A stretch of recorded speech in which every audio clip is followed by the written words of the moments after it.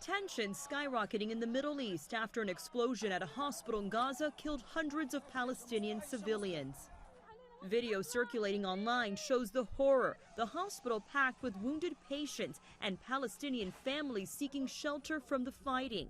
Israel's military is adamant they are not at fault, claiming to have evidence pointing to the Palestinian militant group Islamic Jihad.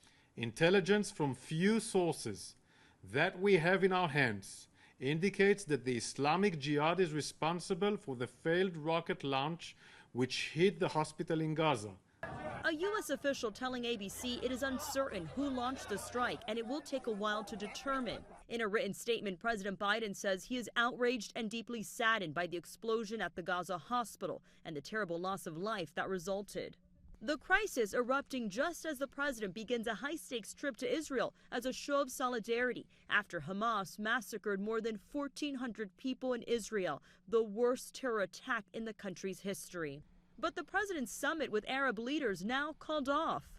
White House officials calling it a mutual decision to cancel the meeting with the leaders of Jordan and Egypt and the president of the Palestinian Authority, Mahmoud Abbas. Abbas blaming Israel for the hospital attack. This, as Secret Service calls it, an immensely intricate security plan to protect the president in an active war zone.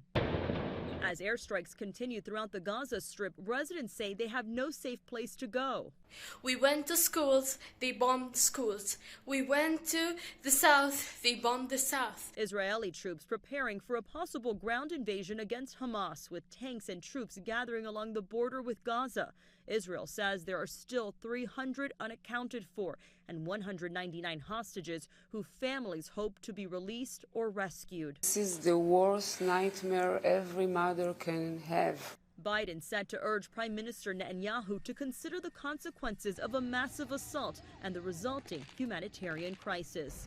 Melissa Adan, ABC News, Los Angeles.